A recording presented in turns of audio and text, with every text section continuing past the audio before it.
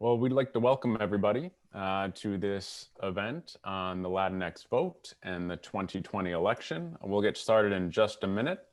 Let people sign in, and we have a number of people joining us from Chicago and much farther away. So welcome everyone. Thank you for being here, and we'll get started in just a second.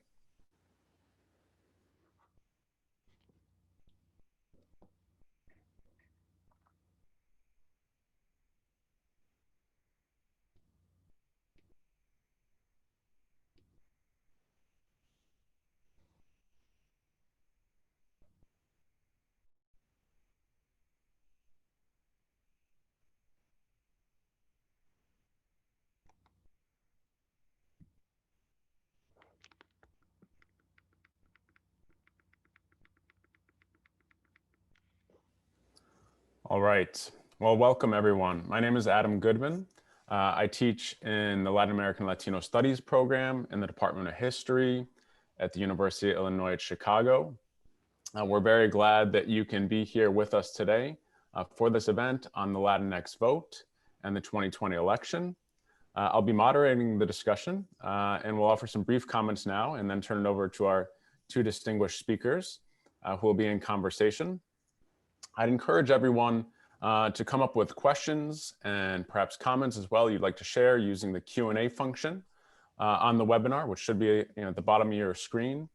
Please feel free to send along questions, things that come to mind at any point. We'll have plenty of time at the end of our discussion today to get to that. And we want to make this really as interactive as possible. So before going any further, I wanted to offer thanks to the many sponsors of this event, the Latin American and Latino Studies program, and especially our intrepid director, Ralph Cintron, the Institute for Research in Race and Public Policy. A special shout out to Ivan Arenas for all of his help in making this event possible.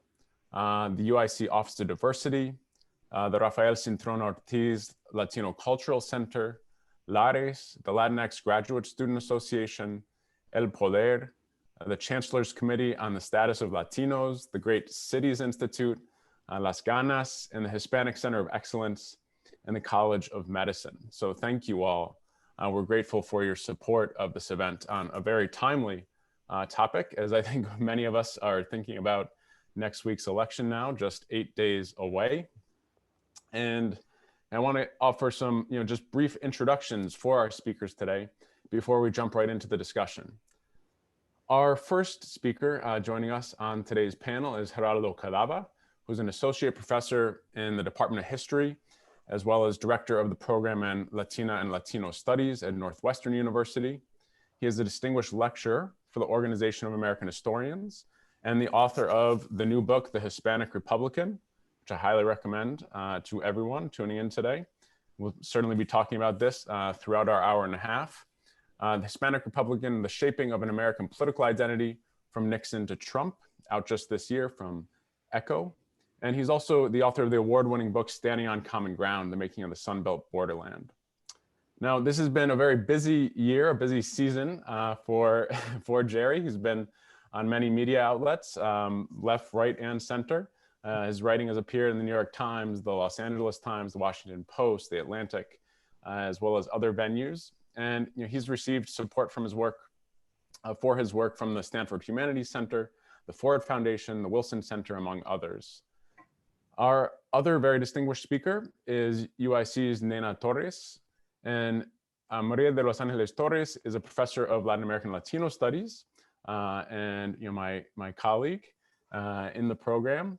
Very fortunate to have her as a beloved colleague. And she has written extensively on Latinos, Cuba, and Cuban exiles, politics and identity, and immigration as well, in books such as In the Land of Mirrors, The Politics of Cuban Exiles in the United States, as well as The Lost Apple, Operation Pedro Pan, Cuban Children in the US, and the Promise of a Better Future.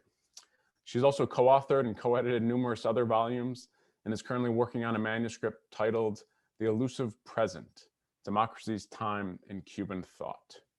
She's an interdisciplinary scholar and someone who has contributed to art history projects, including compiling a virtual collection of 100 years of Chicago Latino art. Torres's work has been supported by the National Science Foundation, the National Endowment for the Humanities, the National Endowment for the Arts, the MacArthur, Ford, Rockefeller, Mellon Foundations. Next time it might be easier to list who has not supported her work, as well as from 2013 to 2018. She was the executive director of the Inter-University Program for Latino Research. So, Jerry, Nena, welcome. Welcome. Thank you, Adam. Thank you so much, Adam. And I just wanted to start off, how are you two feeling about next week's election? I'm going to let Jerry go first. Probably like all of you are, I would imagine. I'm at this point, to be perfectly honest, I just want it to happen. I think we've done so much prognosticating and talking about what happened in the past with the Latino vote as some sort of indicator of what might happen this year. But I think the time for guessing and prognosticating is over, and November 3rd just needs to come. And again, I think a lot of us are worried about what comes after November 3rd and whether we'll have some certainty about what's going to happen on election day. But even if we won't, I think that we'll know more about the direction in which things will go wrong after November 3rd. You know, I think, like most of you probably, that if Joe Biden does win by a large margin, I think that'll make it harder for Trump supporters and enablers in Congress and even in the judiciary to kind of go along with his efforts to claim power nonetheless. But, you know, I think things get more difficult if it's a contested outcome. So anyway, in sum, I want the election to happen. I'm nervous like the rest of you. I think we'll know more on November 3rd about the direction where things could go wrong afterwards, but not before then. I echo nervous. Nervous because I think regardless of what happens, the country's so deeply divided that there will be people on either side, the losing side, that will feel that they need to resort to either, you know, violent means or obstructionism in order to really move the country forward. I'm also worried about the suppression of the vote. Was sort of just thinking this morning that, you know, there's been so much effort focused on making sure that votes count, that a lot of people who are on the Democratic side of the aisle have not had as much time to really mobilize in the way that the Republicans had, and whether or not this was just, you know, a diversionist sort of tactic. And you know, then what happens afterwards? You know, I share with Jerry that we're not, I mean, there will be, we'll have a better idea of the work ahead. But I do believe that without any kind of national leadership that can take us there, it's going to be very hard. Which then, I know we're talking about the vote today and the importance of voting. I would also like to say that I think that community-based organizations and civic organizations are going to play a very important role in the future, regardless of who wins. Yeah, no, I mean, these are, I think, a lot of what we'd like to discuss today, you've already begun to address. And, you know, one of the things that really struck me and that I imagine is on many people's minds, you know, as Jerry's been very busy in recent weeks, because everyone's talking about the role that Latinos will play in the election. You know, I think in perhaps problematic ways, in ways that we can discuss and think about in a little more depth. But one of the things you write in your book, Jerry, is that, I'm quoting you here, and you say, you know, Latinos aren't naturally liberal or conservative. They aren't naturally anything, right? And you add that in debates over the issues and policies that affect Latinos still need to be waged and won. So I wonder if you two might, you know, share some thoughts about, you know, what are the issues and the policies that matter most to the Latino community? You know, what are the ways the campaigns have, you know, approached this? Nina, you want to go first this time? Okay. I was always struck by the polls done by Latino Decisions a few years back.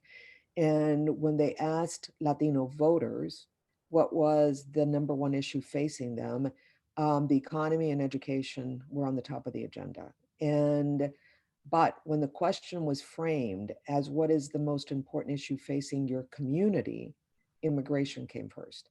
Hmm. So I think that, and that, by the way, held for Mexican Americans, it held for Cuban Americans, it held for Puerto Ricans in that order, and then other groups in terms of the percentages that said that was the most important issue facing their community. So I think that, I mean, without getting first into how the parties have addressed this, because I think that could take like a whole hour here, and reading Jerry's book. Okay, I think that these issues are now paled in comparison with public health because of the coronavirus and the way that we know that the Latino community has been the hardest hit in the country. We don't want to win the war of what they say, who's most infected by coronavirus, but unfortunately, it has been the Latino community. And so I think that in parallel to that is the economy. Obviously, going back to the poll several years ago, the economy being the number one issue facing Latinos voters.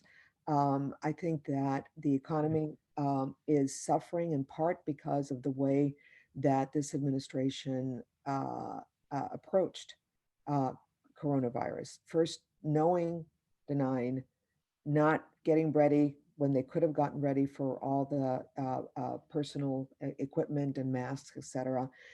Masks, then, no mask and then masks. And now that we know, because we know more about the virus today than we did, several months ago, we know that wearing masks prevents the spread to a large degree if worn correctly. So I think that that has sort of reshifted in a certain sense what these priorities are, and has put public health also on the agenda.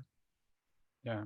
I mean, I think this year in particular, I think, you know, what we might learn is that at the end of the day, the thing that really mattered this particular election cycle was the coronavirus and which candidate voters believed would respond best to it.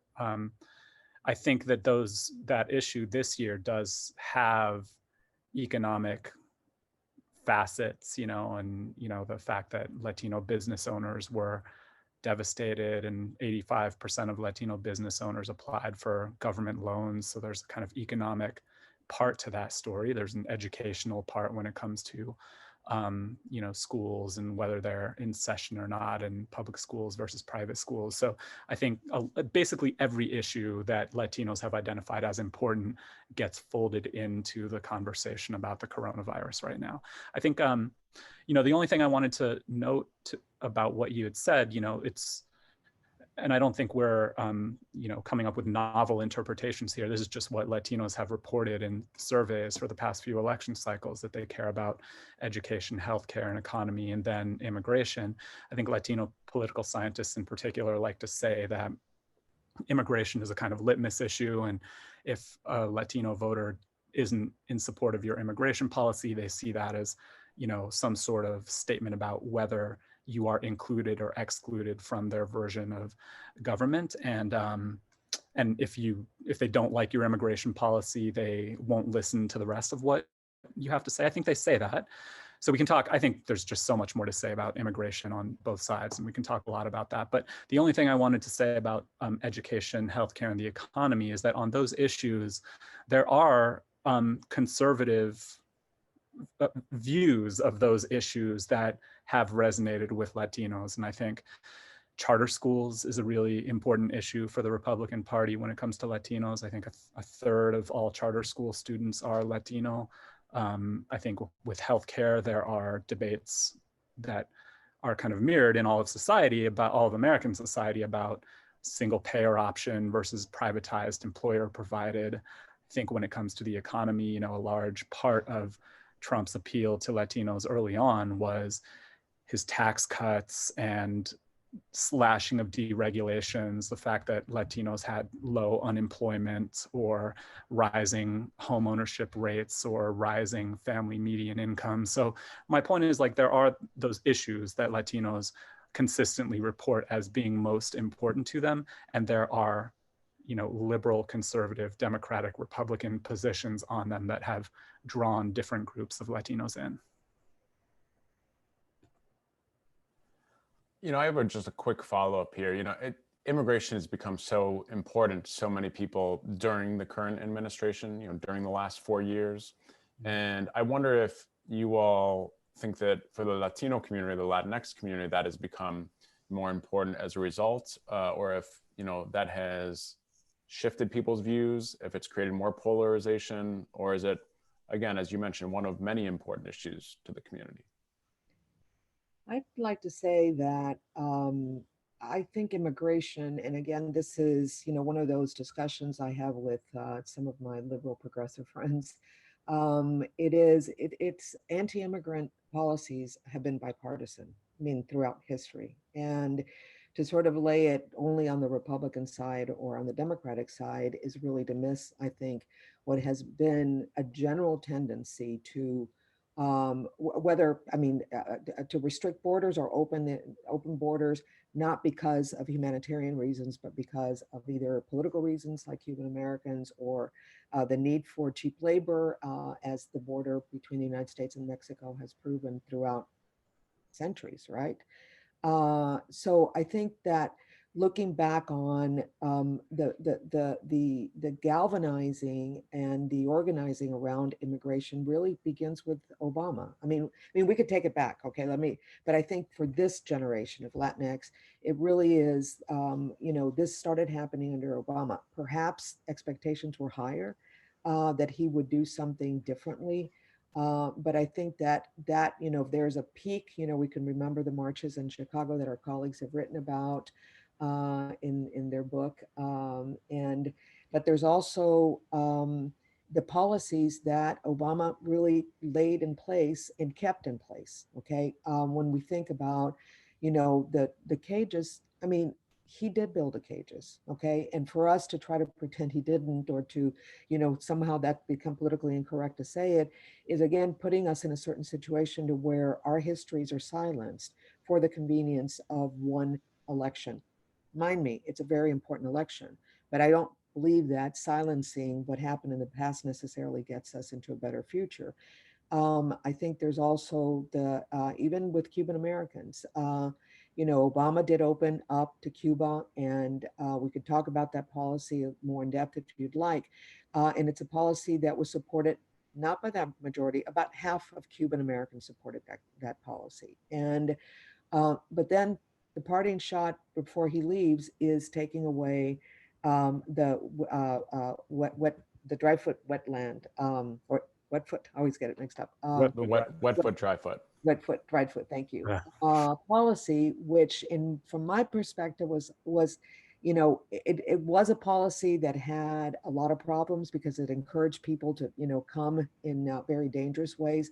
But on the other hand, the generous immigration policy towards Cubans, was a policy that, from my perspective, should have been extended to everybody, not the other way around. And that, while it didn't immediately cost votes for Hillary Clinton, today in the climate when Democratic organizers say to Cubans, what about, what about Trump's immigration policy?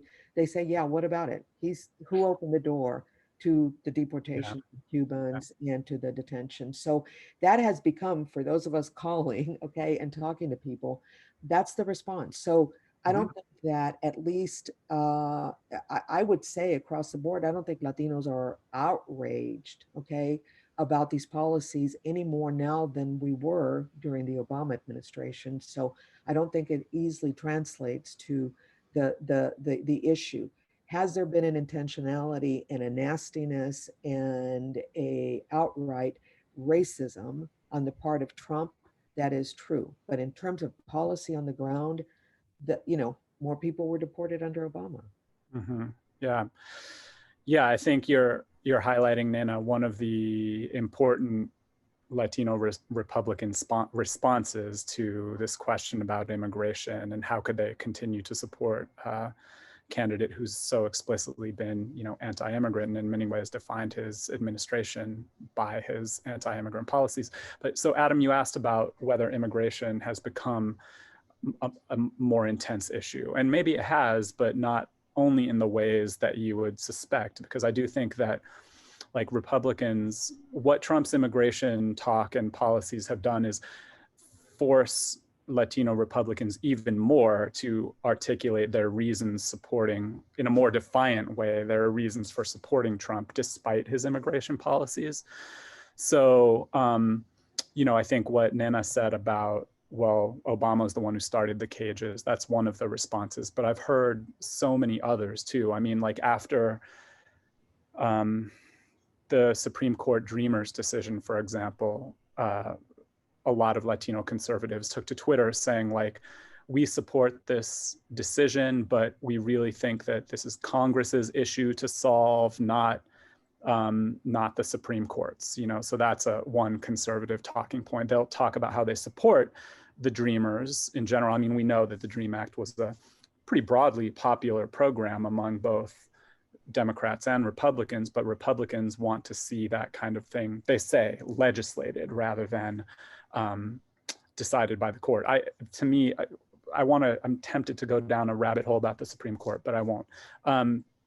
So that's another thing they'll say. I was also interviewing a Hispanic Republican congressional candidate from the Rio Grande Valley in Texas, who's telling me she's running in the district where Edinburgh and McAllen are. This was like ground zero of the family separation detention thing.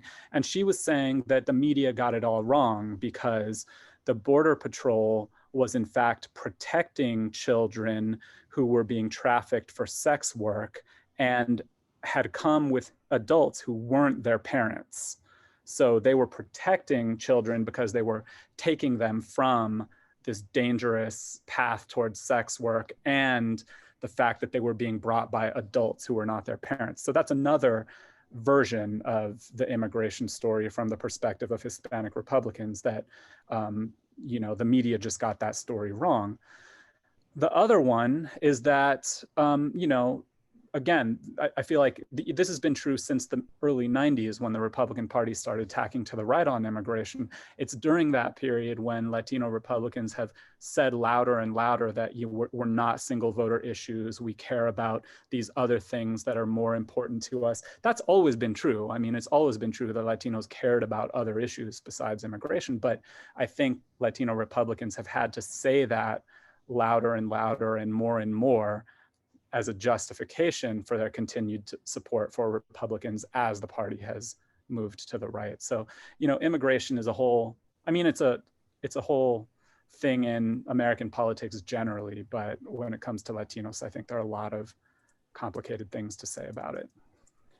Can we go back to one part of your question, Adam, that you asked, and that is, what are the candidates doing about these issues?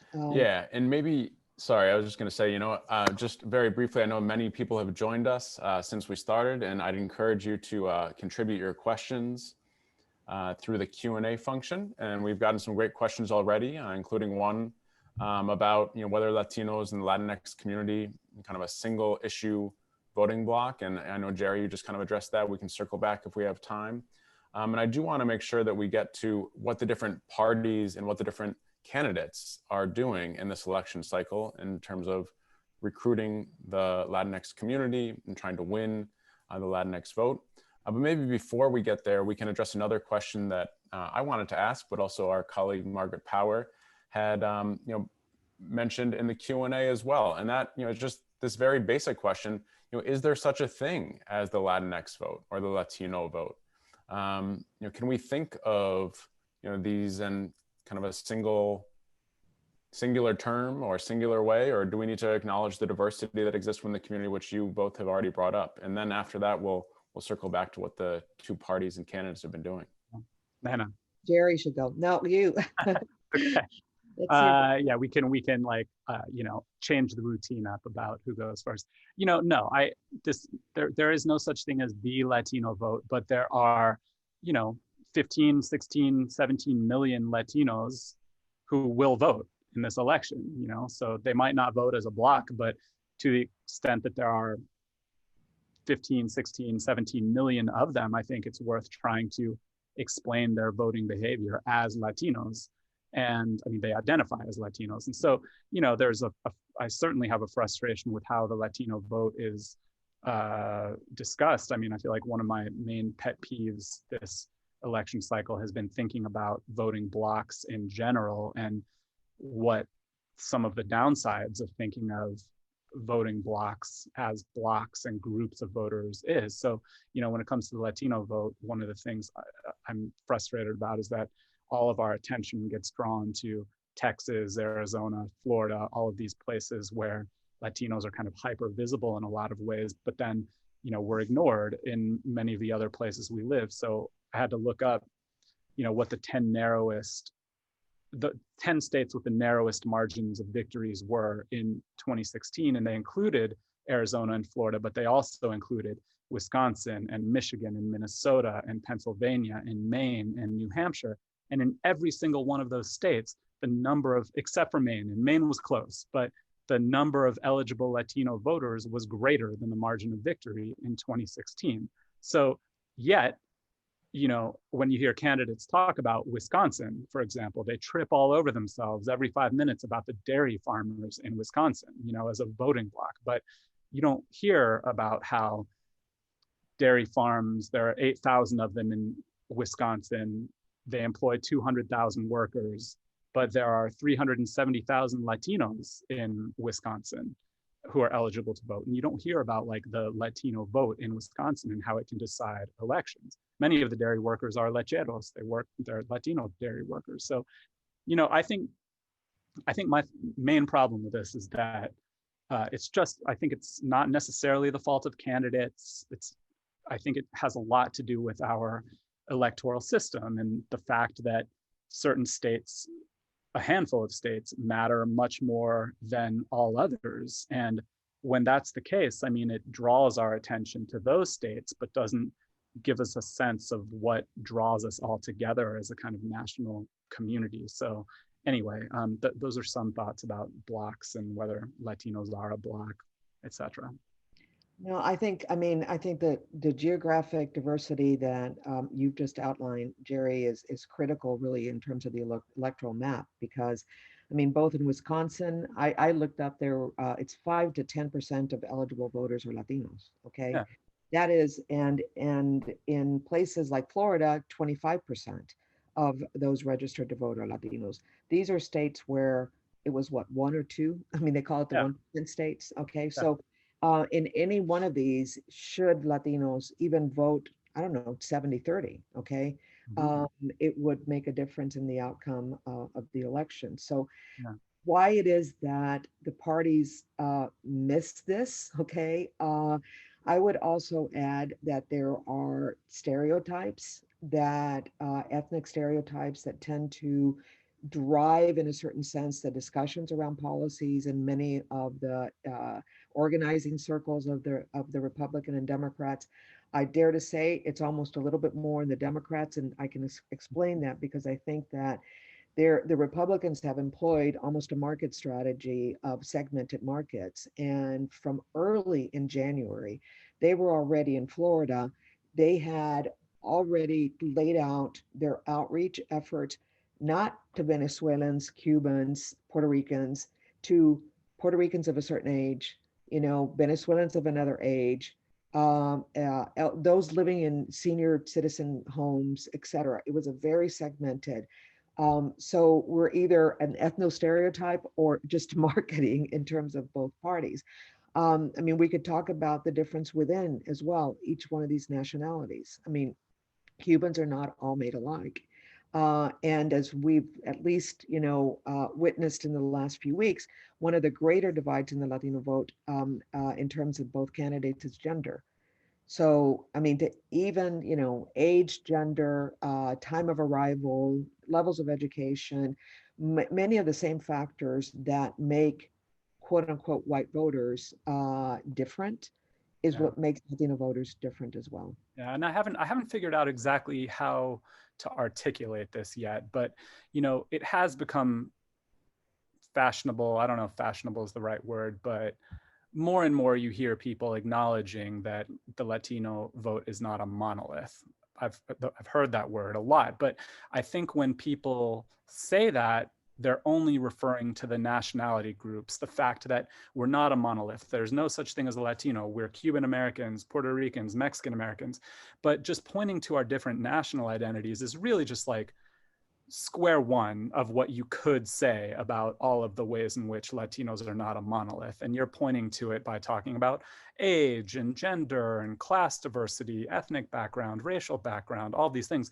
And so, you know, those are also ways in which Latino voters are not a monolith. And I just wonder, like, I wonder what the tipping point will be for how much of a share of the American population we have to be to stop thinking of us as a Black or the Latino vote at all. Because you never think about like the white vote, the American vote. I mean, it gets segmented in all of these ways. And so when will Latinos just be like every other voter in the United States?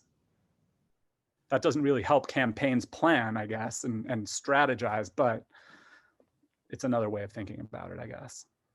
No, I think that they would be much more effective in their outreach, I think, if they did think that way, you know, in terms of, because it also implies that you get to know the communities in a way Right. that you're closer to them and understand their histories, right? Yeah. Not just, you know, kind of your perspective of what and what they should act. I mean, sometimes I guess I've been annoyed is not the right word, but so happy again, and I'm going to say that over and over again with your book, Jerry, because for those who keep asking, well, why are Latinos voting for Trump?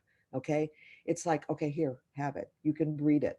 There is a long history of a party that reached out to them very, very effectively throughout the years. They were very modest in what their original goals were, which was what, 30%.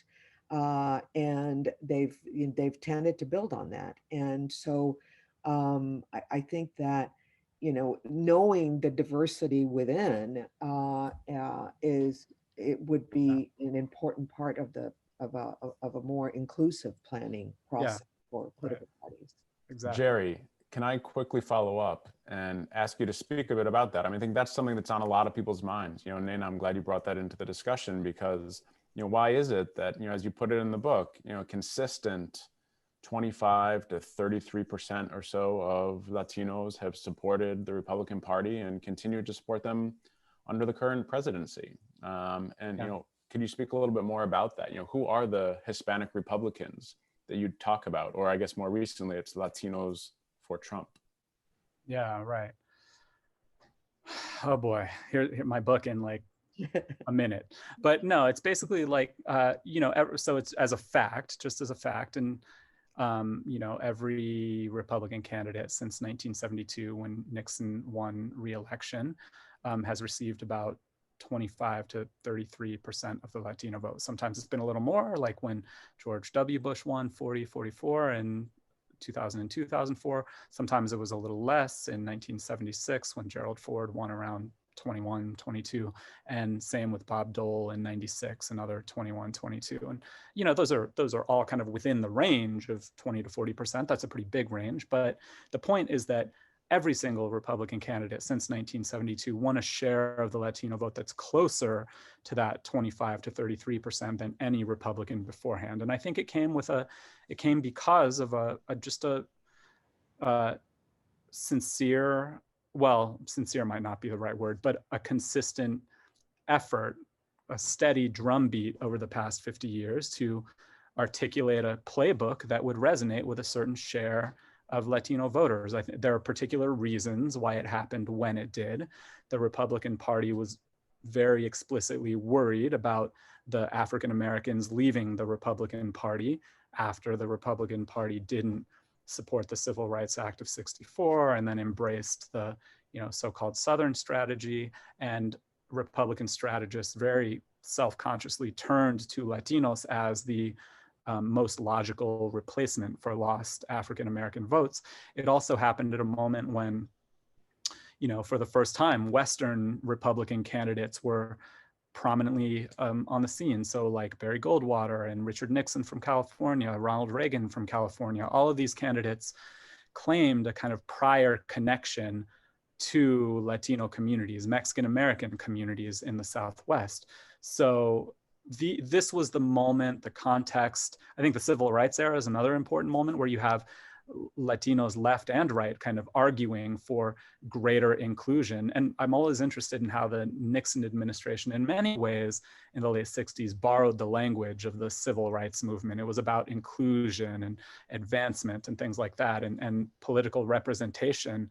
And so I think this is the moment. And then, you know, over the past 50 years, that support has stayed incredibly steady, even as the Republican Party has moved to the right on issues that you think are core Latino issues like immigration and border controls. And to the point that their loyalty to the Republican Party is so well established that they'll vote for the Republican candidate, even if they don't love the individual candidate. And so just small pieces of evidence. I remember doing interviews with leading Latino Republicans even before the 2016 election. And they said things like, you know, I don't love Trump. He doesn't represent my values personally, but I'm going to vote for him because I'm not going to let one man ruin the movement that we've spent decades building. So I'm going to vote for the party, not the candidate. I also just talked to my grandpa a week ago. He's 94, 95, lives in a VA home in Tucson and has voted for Republicans ever since he voted for Reagan in 1980. And I asked him how he felt about Donald Trump. And he said he's a good guy because he's a Republican.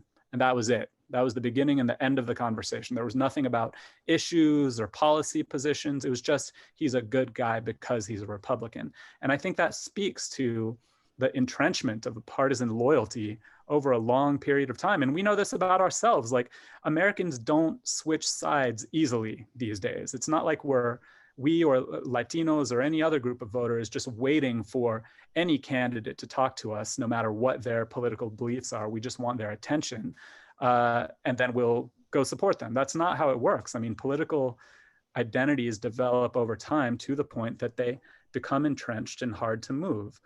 So the loyalty is one part. The second part I'll just mention quickly is this handful of issues we've already talked about. And I think it's a kind of combination of the loyalty and the issues, the handful of issues that they support that continue to draw them into the Republican Party.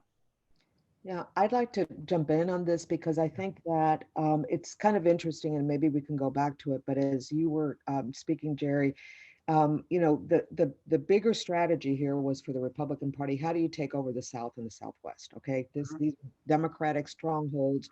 How do you take over it? And on the one hand, they get into politics in the South with basically with racism.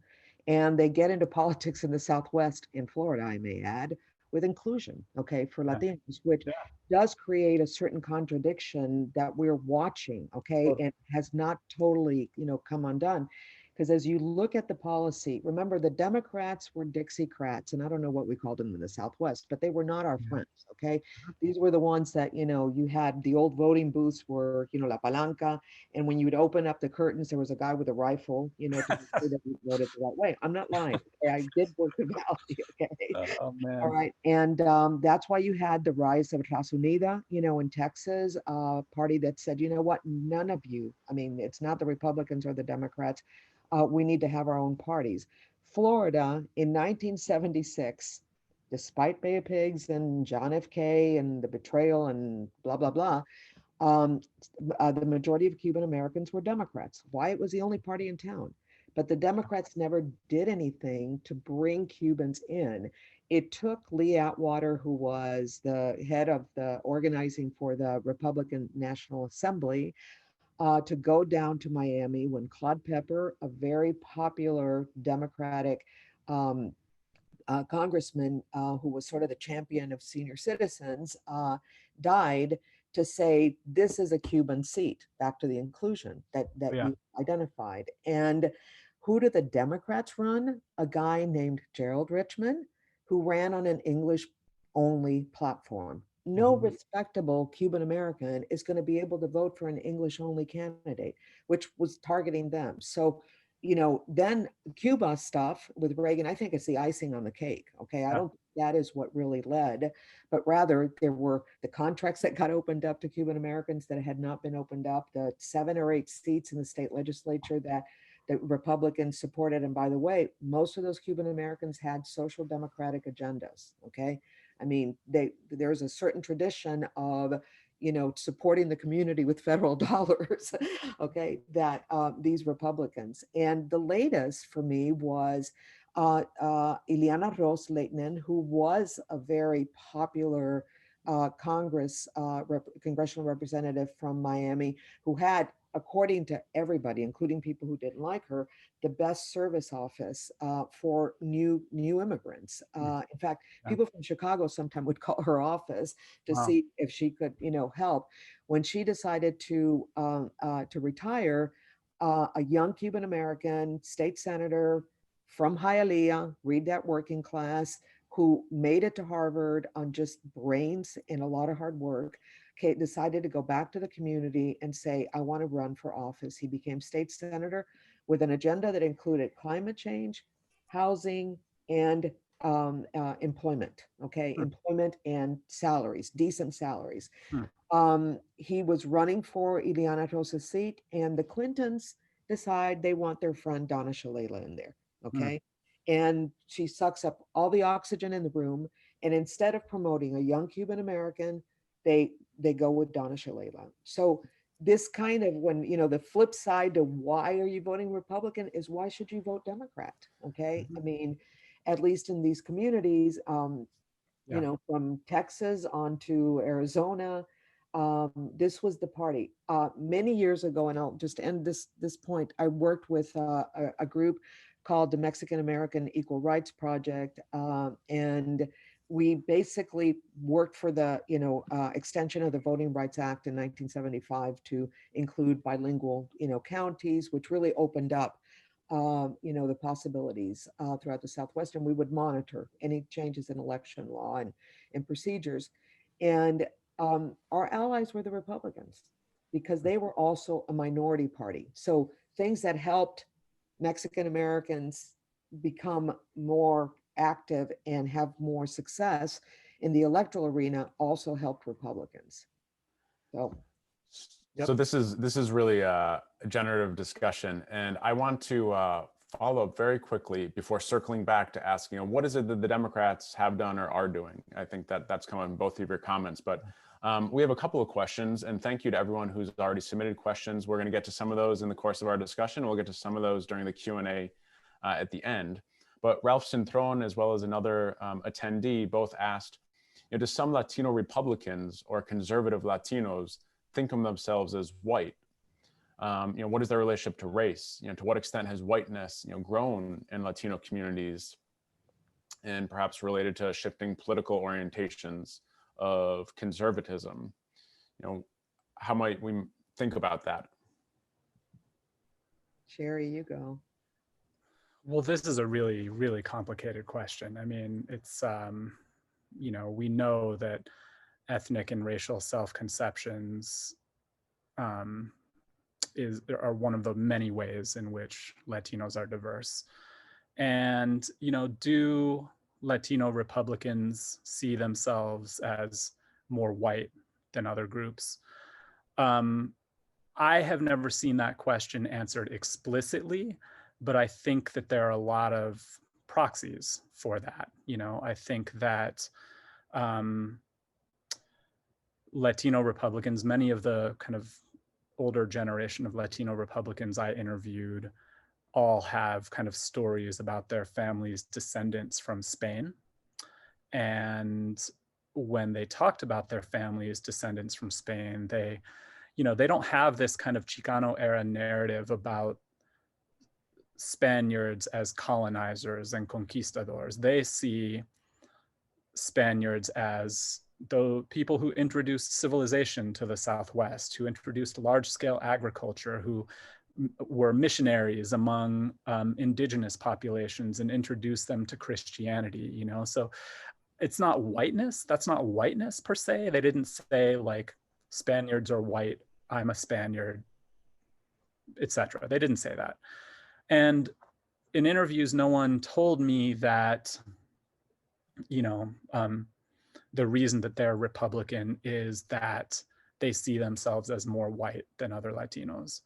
But there are kind of other ideas about Latino Republicans that have to do with wealth, and those Latinos who earn more than $75,000 a year tend to be more conservative than those who earn less.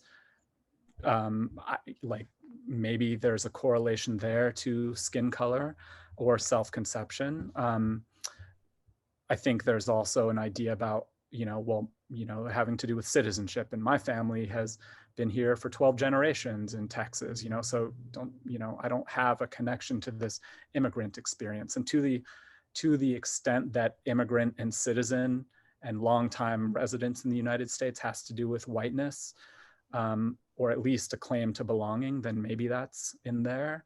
And I could go, the last thing I would say is just historically, when the Republican Party has tried to reach out to Latinos, that strategy has been based in part on an effort to divide Latinos from African Americans by saying things like, the Democratic Party is the party for African Americans. Their civil rights strategy is based on giving handouts to African Americans. But we know, the Republican Party, we know that Latinos are hardworking. They don't want handouts. They don't want welfare.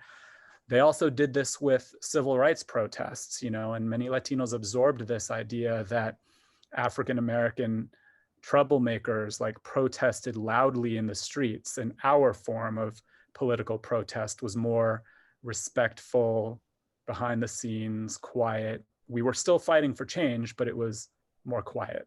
So I think that all of these kinds of issues have to do with race and whiteness and blackness, but it's not articulated expressly in terms of, I support whiteness but not blackness. Although there have been moments like, one more, I just couldn't get this idea out of my head. There was a guy in 2008 in New Mexico. His name was Fernando de Baca. He had actually worked in the Ford administration as the first ever special assistant to the president under the Ford administration. And then he became a leader of the New Mexico Republican Party, and he was still a kind of county chairman of the Republican Party in 2008 when Obama won, and he got in trouble and lost his seat for just saying, Latinos aren't going to vote for a black president. So those things do exist, but I don't know if you have anything to add, Nana.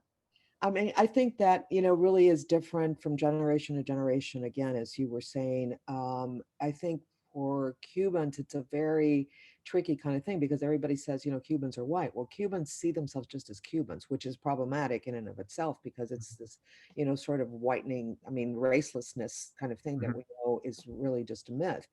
And there's also, whether it's the social capital that people brought in, as we call the Mayflower, immigrants of the 1960s. But there's always been a certain sense of exceptionalism for Cuban Americans, that they're actually better than Americans. So the aspiration is not to become white American at all. Okay. So again, how that all plays out in different, with different generations and race. Some of it is, some of the coordinates, at least for Cubans, are coordinates, racial coordinates from the island, okay, that still tend to operate, okay. So, and they're very different than sort of the US.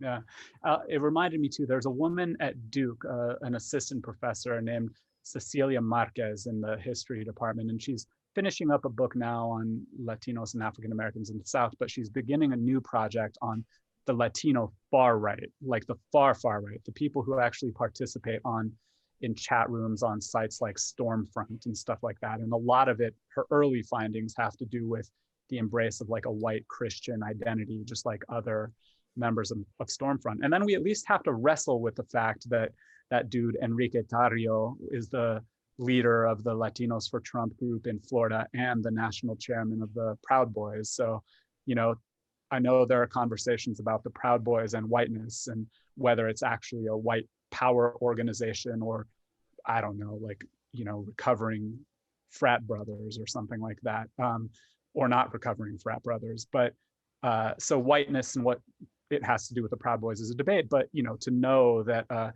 Cuban American named Enrique Tario is the leader of the national organization, we have to reckon with that somehow. And he's Afro Cuban, and he's Afro-Cuban. Is that right? Yeah. Yeah.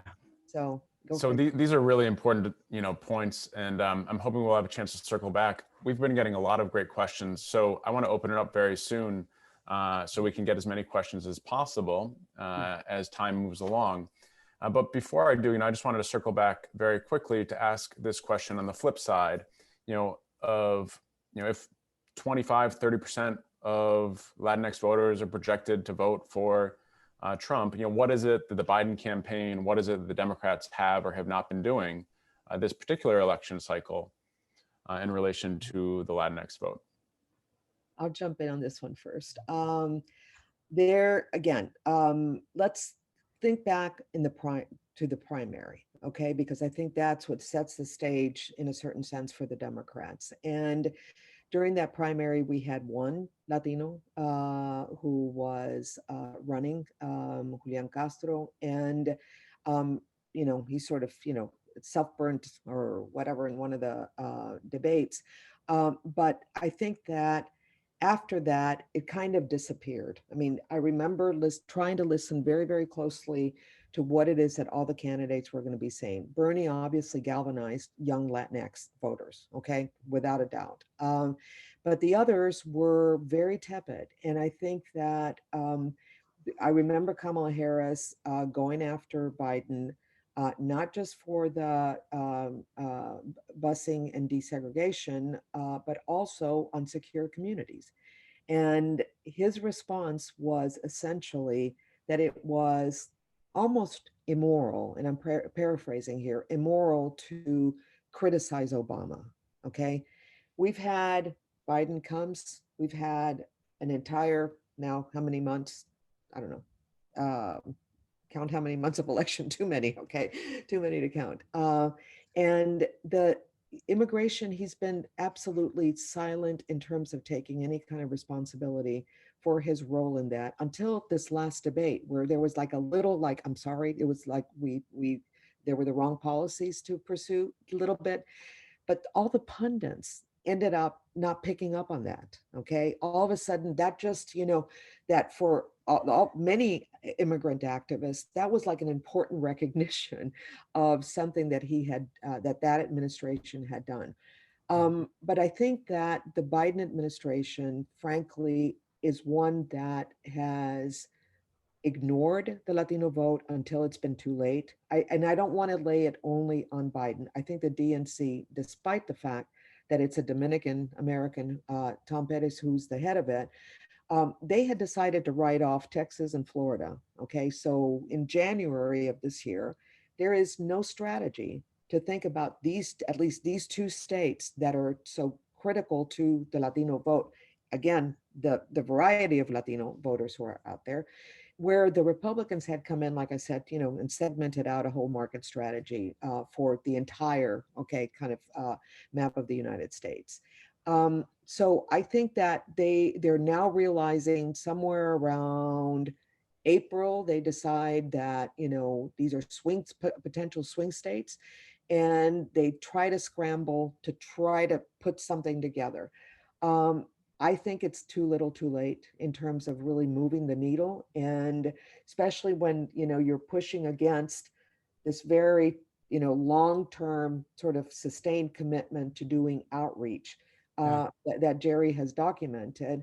You can't make up for it in 3 or 4 months. I don't see the Democrats having a long-term strategy in terms of the Latino community, in terms of incorporating younger people, in terms of incorporating issues, in terms of recognizing, is it that American politics, in a certain sense, embodied by the Democratic Party, is one that is justifiably, dealing with African American issues, but not including Latino issues? I don't know. I mean, I don't see those things, by the way. I think that a party needs to include African Americans as well as Latino voters if you're trying to be the party for the nation, and you're trying to really, resituate yourself as a viable party for the future. The demographics are there, not just in our schools, but the demographics in these states that we were talking about. the swing vote can be at least a portion of that Latino community. I just don't think that they think about it this way. Not to mention Latin America is missing from the, from the discussion, okay, in the Democratic Party much more than in the Republican Party. In Miami, for instance, I mean, Trump and all his circuits are out there talking about Venezuela, talking about Cuba, and the silence is deafening, okay? Not just in terms of giving an alternative to these policies, but the silence around Latin American issues is deafening. But don't you think if I just step to the podium with an iPhone and play Luis Fonsi, that solves everything? That just takes care of it, right? Yeah. Yes. I don't know that Biden, part of this, what I'll say is, and I'll try to be quick, is just part of it underscores what you're saying. I don't know that Joe Biden 100% ignored Latinos in the primary campaign, but I think his theory of the primary campaign just made other voters priorities. I mean, he was trying to recruit disaffected Republicans, the white middle-class suburban housewives, whoever they are, and also African Americans, who we know were pivotal to the success of his campaign in the end. So, he just hadn't prioritized Latinos in the same way that the Sanders campaign had for years. And meanwhile, the Trump campaign, not just since the formal launch of Latinos for Trump in May 2019, but ever since 2017, when, Trump and Mike Pence and Ted Cruz are giving speeches at the annual legislative summits of the Latino Coalition, which is this small business advocacy organization that tries to match Latino business owners with government and private lenders. And they were giving speeches at their legislative summit talking about Trump's tax cuts. But also, I saw Ted Cruz give a speech at one of these organizations where in a single sentence, one of these summits, in a single sentence, he connected Fidel Castro, Nicolas Maduro, and Alexandria Ocasio-Cortez in a very flat narrative linking socialists in Latin America with the democratic socialists of America. And I think his point is that if we Democrats want there to be some nuanced discussion of the differences between socialists and democratic socialists, we're losing, because we're still talking about varieties of socialism. And so this is how, the Trump campaign has been doing this for years. And the last thing I'll say is I don't think any single party has a monopoly on how to reach out to Latinos effectively. I think different candidates and different campaigns have done better and worse jobs of doing that. So in Nixon's 1960 Senate run in California, he hired a guy named Stuart Spencer, who knew that it was important to set up health clinics in East Los Angeles, to set up job fairs in East Los Angeles, to set up legal advice sessions where Mexicans could get immigration advice from immigration attorneys. And they would do this for more than a year before the election. Even before they were actually looking for their votes, they were establishing a presence in the Mexican American community of East Los Angeles. And as a result, Nixon won 45% of the Mexican American vote in his 1960 Senate run. So Chuck Rocha, has been all over the news talking about the Sanders campaign strategy and how they were in Nevada early and building relationships. I agree with him that that's how it's done, but he's not the first person to have that realization. Different candidates in different parties have done that. And I think what it hinges on is, those candidates who've been most successful either have some kind of pre-existing relationship with Latinos. You can talk about George W. Bush or someone like that, or you commit early on that you're gonna make Latinos a priority of your campaign. And you do that from the moment you decide to run, not in the couple of weeks or months before an election. Right. So these are all, I think different leads worth pursuing. I'm very aware of the time. We have half an hour left. So I'd like to turn it to the Q&A and really engage with many of the wonderful questions we've been receiving. We have over a dozen so far. So we'll do our best, in addition to those that we've already answered, to kind of run through them. But there's been a few different questions about generations, generational differences.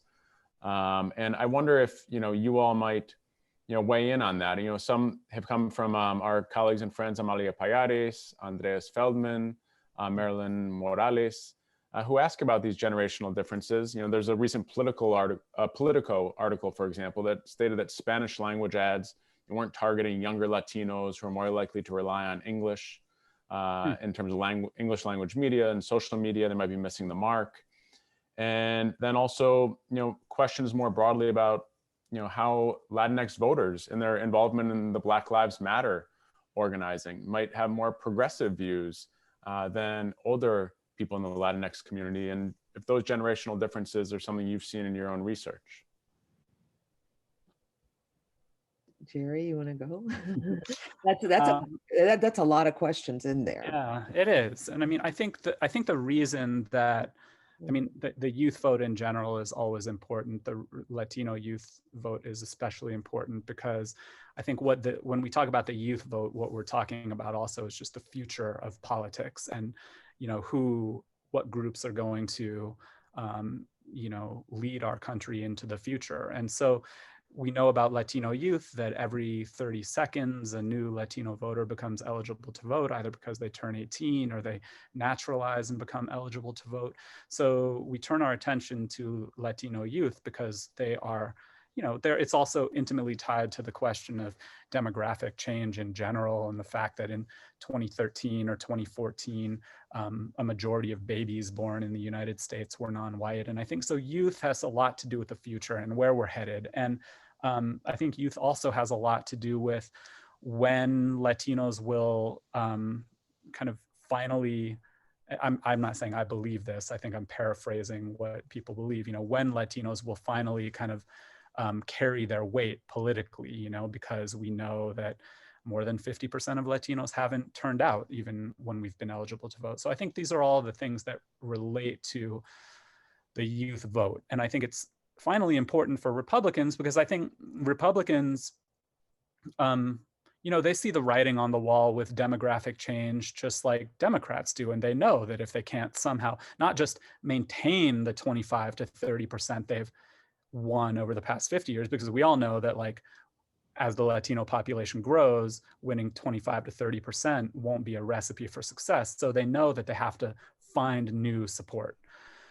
So all that in some ways is like preface to the Latino youth vote now. And, you know, I think that because of the Sanders campaign, there was a lot of attention to the progressivism of Latino youth. And I think that's real. I think it's there. I don't know if it had to do with, you know, Chuck Rocha's outreach campaign, or Bernie Sanders himself as a politician, or just the progressive policies related to economic justice, racial justice, and climate change that all youth, all American youth care about these days more than older generations, I think. But we know that the Sanders campaign kind of mobilized Latino youth. So the only like splash of cold water, I guess, that I'll throw on the idea of the progressivism of Latino youth is that, you know, when we're talking about the youth vote, we're talking about like voters who are 18 to 35, I guess. I guess maybe it differs how one poll or another counts them, but you know, the Border Patrol is 50% Latino. Many of its workers are between the ages of 18 and 35. Many Latinos serve in the military. Many of them are 18 to 35. Many are construction workers. Many of them are 18 to 35. And same as police officers, many are 18 to 35. And, you know, those are professions that skew conservative. There is an overrepresentation of Latino males in them. And so I think that there's some percentage of Latino youth, especially men, who will be drawn to Trump and to the Republican Party generally. And so, you know, while the vast majority might lean progressive and liberal, I think there are youth who are also conservative and open to Trump's messaging. But I'd love to hear, especially with all the attention to like the Cuban youth, and I would love to hear what you think, Nana. Just briefly, because I mean, I think you covered it. The Cuban youth is leaning Democrat. It is what sort of brought some of the vote to Obama in Dade County.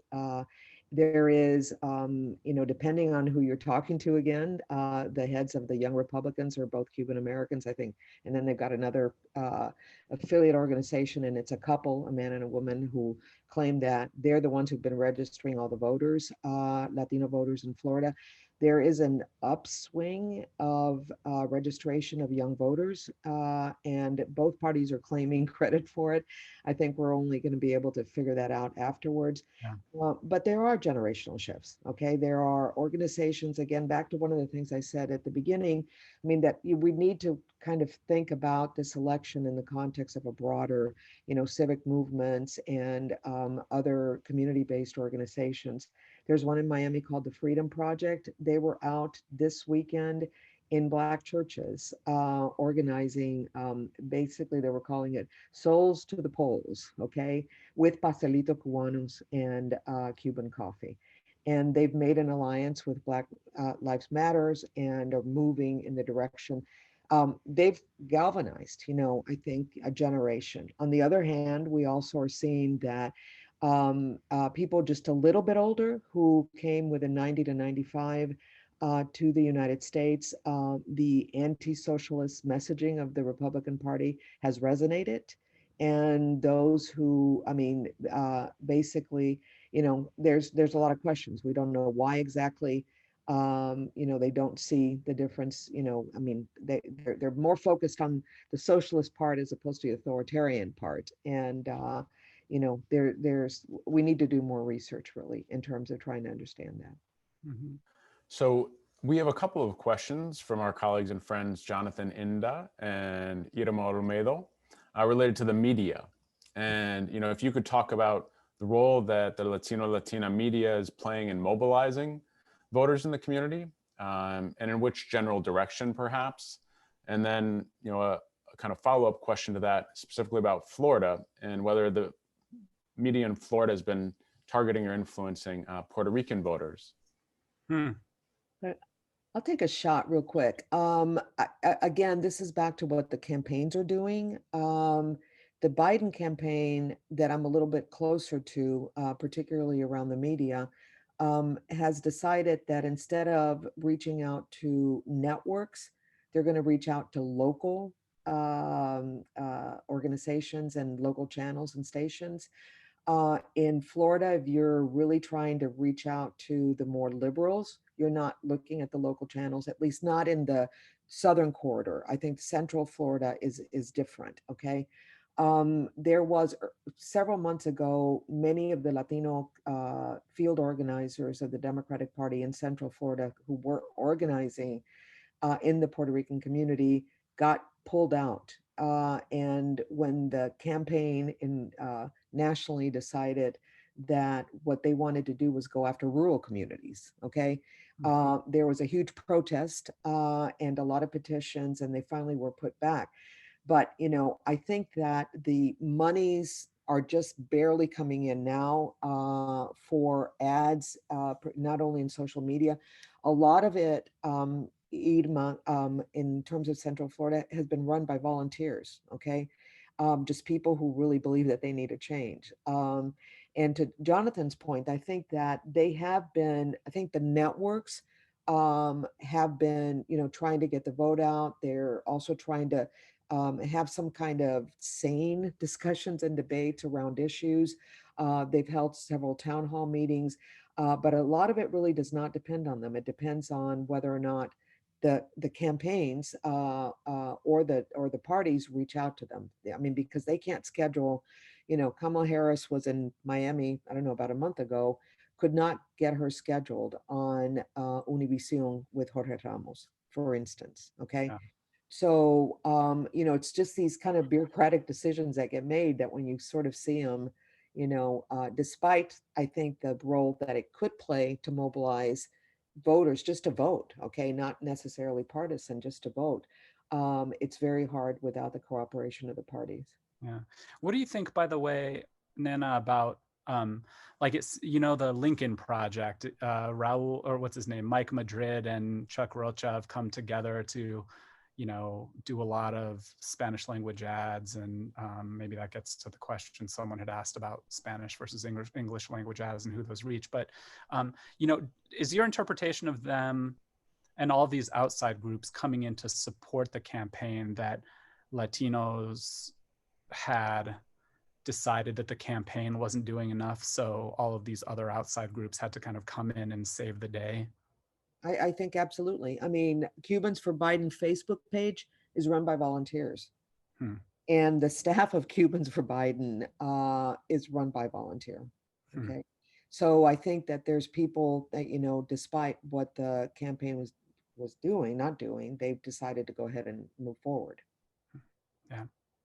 I think those are good examples, by the way, of democratic practice and action. Yeah. So we have a couple of questions related to religion, which we haven't talked about much yet, but, how does religion or, pro-life views play into the voting choices of Latinx people? And also another question in particular that asks about in the Republican Party as the so-called party of God, yet at the same time you have an arguably morally corrupt party leader in office right now. And so how has religion been used to mobilize the Latinx vote? And there's been a number of questions related to this, also about Catholic and anti-Catholic views. So I know that there's a lot there, but generally speaking, the relationship between the Latinx community and religion, what role that might play. So, I think religion it goes beyond just the politics of abortion and anti-abortion and abortion. So I think it also, religious freedom, I think when the Trump campaign talks about that, they're also talking about, charter schools with religious identities, evangelical and Catholic charter schools. I also think in general, they're talking about the desirability of bringing religion and faith more into public life broadly. So I think that's what's being talked about when the Latinos for Trump campaign talks about religious freedom. And I do think that religion and the economy, I had talked about the economy as like a main Trump team talking point, and the tax cuts, the deregulations, the low rates of unemployment, things like that. But I think that the religion and religious freedom is the other thing. So when the Latinos for Trump campaign goes to Central Florida to try to recruit Puerto Rican voters, and again, like someone had asked about Central Florida, like Biden should win Central Florida, but it seems like the goal for the Latinos for Trump campaign in Central Florida is to depress the margin of victory, depress how much Biden wins by in Central Florida. But when the Trump campaign goes to Central Florida, they are visiting Latino evangelical churches where the Salgueros are based. And they are also reaching out to Puerto Rican middle-class voters. So again, it's like, that's just an example of how the economy and religion are the two kind of main issues for the Latinos for Trump campaign. And I think the important thing with evangelicals is that Latino evangelicals are not 100% Republican.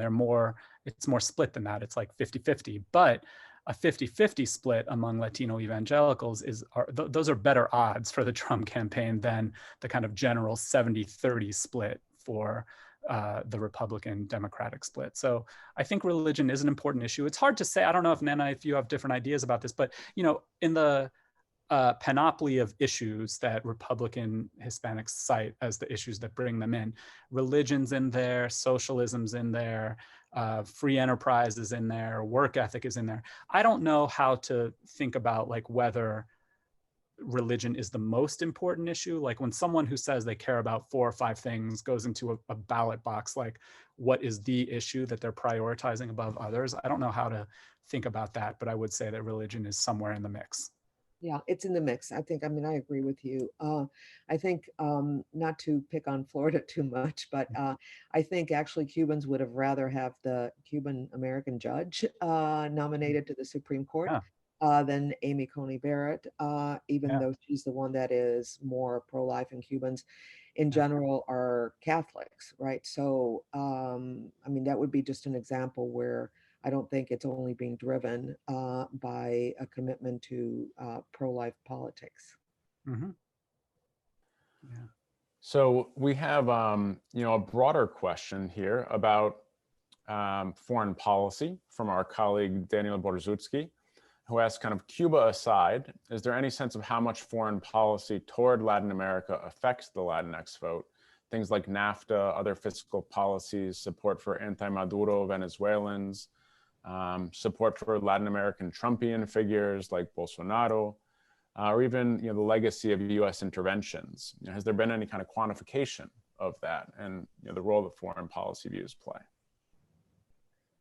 Well, I mean, I think that foreign policy is in part, again, it depends where. I mean, Cuba part, that's very hard to talk about foreign policy with Cuba part, Daniel. But I think that the fact that Trump was speaking about Venezuela is in part what galvanized. I mean, I would think Venezuelans are going to vote much more for Trump than even Cuban Americans. Okay, I mean, I would wager this. I think that their foreign policy, I think, tends to be a proxy for just whether or not you're recognized, okay, and whether or not you're taken into account. And sometimes even regardless, right, of what the policy is specifically, but if you're not at all talking about Latin America, somehow you're leaving us out. So I think that in certain circles, that is seen as a sort of as a neglect.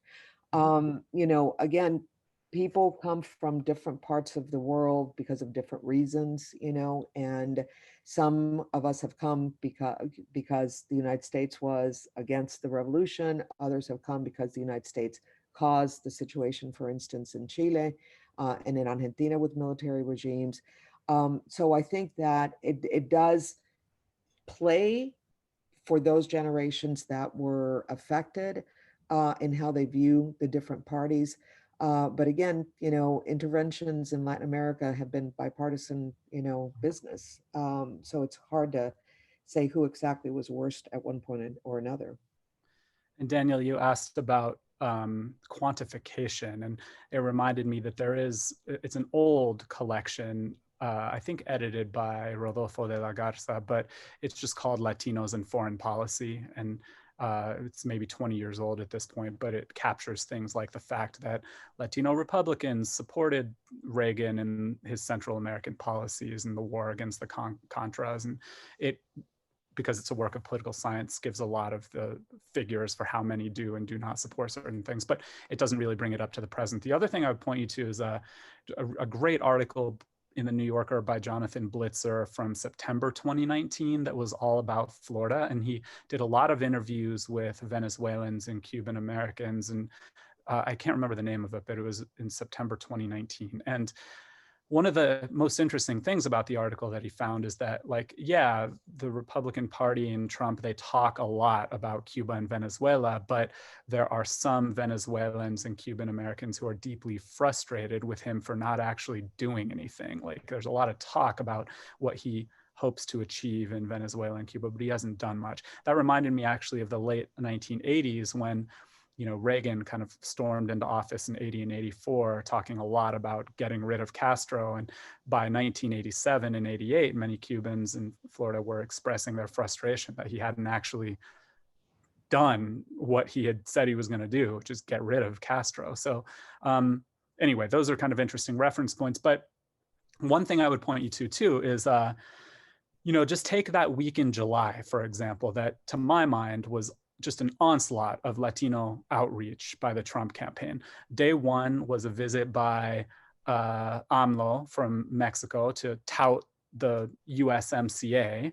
And day two was the Hispanic Prosperity Initiative, where the CEO of Goya spoke and talked about how blessed we are to have this leader. But then the next day, he flew on Thursday or Friday to Florida, where he met with the leaders of the Southern Command and talked about how his administration was going to, stop the drug flow from Latin America to the United States. And then he sat down with a reporter from Telemundo to talk about how he was going to issue another executive order that would protect dreamers and even give them a path to citizenship. That didn't happen because quickly afterwards, people like Ted Cruz were saying, well, if the Dream program, the Dream Act, was illegal when Obama did it, it would be illegal if you did it too, blah, blah, blah. So that didn't happen. But my point is, the whole week, in some ways, was about foreign policy toward Latin America. But in our conversation about that week, it got reduced to the Goya boycott, So it meant that we weren't kind of keeping focused on what the Trump campaign was trying to do when it talked about, the USMCA and drug trafficking from Latin America. So I guess the fact that he had those events as part of that week, the visit from the Mexican president and the meeting with the Southern Command, is some indication of how he thinks, or his campaign thinks, that talking about foreign policy is important to Latino voters. Mhm. Latino voters. I'd add one little caveat here too, is that Damian Fernandez's book on the politics of passion, the FIU poll shows 60% or something of Cuban Americans are supporting the embargo, but they are also supporting remittances, trips, exchanges. Okay, so there's a contradiction here between, if you have the embargo, you have it. If not, you open it up. So I think that foreign policy is one of those places where, you know, it tugs at people's heart, and it can easily just be, you know, something symbolic. Yeah. And I think what you said about inclusion is important, because, and how you feel included, because I do think that Latino voters, like in a debate, you know, the topics of a debate that get covered that Latinos hear as candidates speaking to them have to do with like immigration, maybe small business owners, but also Latin America. Anything that a debate candidate says about Latin America, Latinos, I think, hear that as talking to them. Right. So we have about 8 to 10 minutes left. We have some great questions about kind of looking forward that I want to make sure we get to at the end. But I also just wanted to say, you know, one of the things you show in your book, Jerry, is that, you know, the Republicans haven't always tried to win the Latino vote. They've tried to win enough of it to meet their electoral goals, and it's kind of that boots on the ground attitude, and really addressing, you know, some of those concerns that matter to Hispanic Republicans, I think, is, you know, part of, you know, what they're trying to do there. Very quickly, Jerry, if you wanted to mention this, because I think this is something your book does so well. But there's a question about, you know, to what extent does country of origin influence the political bents or views of Latinos? And maybe you could just handle that before we move on to a question about Puerto Rican statehood, and then thinking about looking forward. Oh man, I love talking about Puerto Rican statehood. That's fun. But you know, each group has its own kind of focus, I would say. I mean, Cuban Americans and the politics of communism and US-Cuban relations, and Puerto Ricans and statehood, Mexican Americans and immigration and border issues. I mean, I think those are general ways of talking about it, but I think it gets complicated because I think all groups also have versions of anti-socialism and anti-communism that, for example, like the statehooders in Puerto Rico and the members of the PNP, the Partido Nuevo Progresista, they've always seen the independentistas as Marxists and socialists, and they talk about the time in the early 50s when independence activists like shot up Congress and bombed the governor's mansion in San Juan as like threatening behavior and Marxist behavior. And so so, you know, I think each group has its own version of anti-communism and anti-socialism, and I wouldn't pin it all on Cuban Americans. And so I think for me, the point then is that, yes, each group has its own kind of pet projects, if you could call it that. But I think they're also willing to support. It's not like Mexican Americans are opposed to statehood or opposed to the things that Cuban Americans talk about. So to turn to that question of statehood, this is from Anthony Stepter.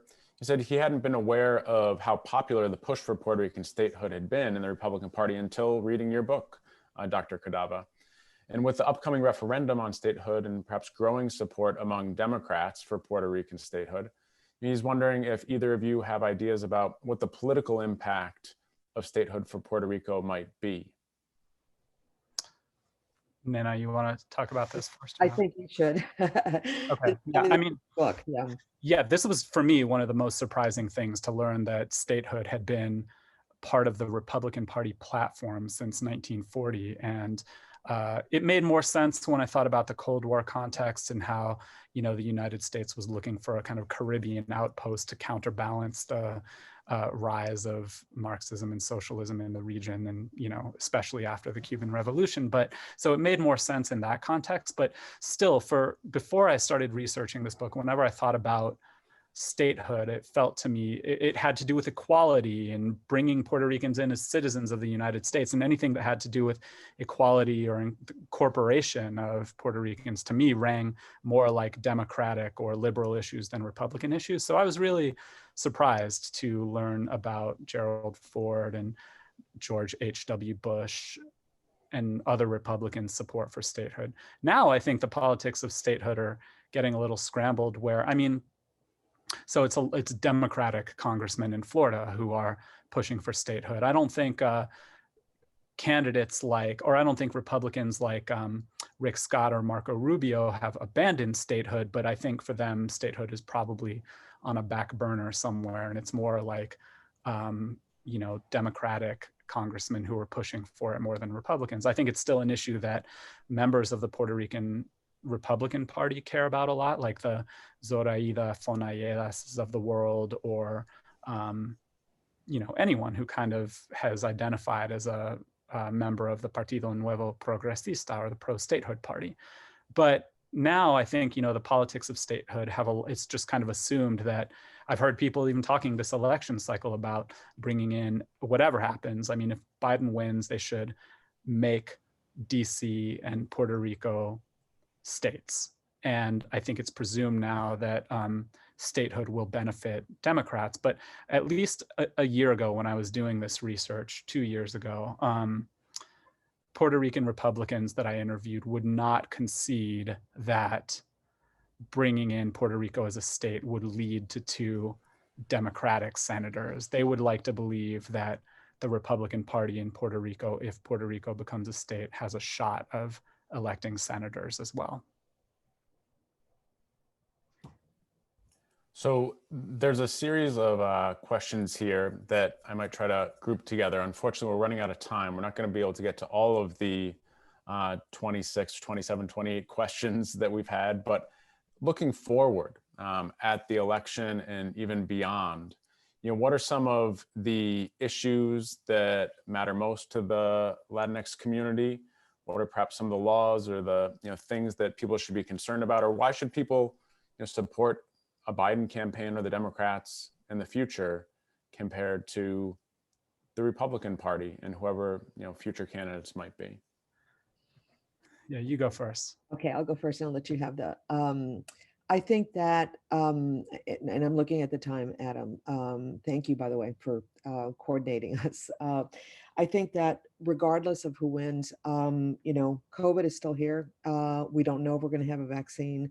The economy needs to be rebuilt. There is, in terms of the Latino community, everything that has to do through K through graduate studies is one of the keys, okay, to really being able to stabilize the economy in the future for our communities, and the inclusion piece, okay. I think that why a Biden, I mean, and not a Trump, this has been a disastrous administration. And while, you know, remember friends of mine in Texas, you know, Marxist friends, like going into the Republican Party saying we need to have a presence in both parties. By the time, if you do this with this president, I mean, all you need to look at is, I mean, from my perspective, an authoritarian person who is undermining the basic tenets of democratic institutions in the United States. And while we may all be holding our nose like this to Biden, okay, he is an alternative. I mean, he is a kinder person. He is a person who, as blind as he is to the Latino community, I think is somebody who will at least, I mean, just the platform on free college, you know, 2-year colleges for everybody, just that platform alone would be something that would benefit the Latino community. Mm-hmm. I don't know when this moment will come, but there's going to have to be some moment when any party, whether it's the 2 parties that exist now or some new party that emerges, are going to have to take Latinos seriously as political actors with individually and collectively held beliefs, and, you know, prioritize talking to us from the very beginning. I think that moment is going to have to come at some point. But, you know, what I think, I don't have to say a lot, but just I think that whatever happens next week is going to be just the next moment in a political transition. I do think it does feel like we're living through some sort of realignment where things are less calculable. And when I feel that to be true, I don't even know how much history is our best guide. I mean, I've thought, like, when I've been asked to talk about this election, I feel like I've really wrestled with kind of using the usual analytics that we've used to talk about past elections and how it'll influence this one,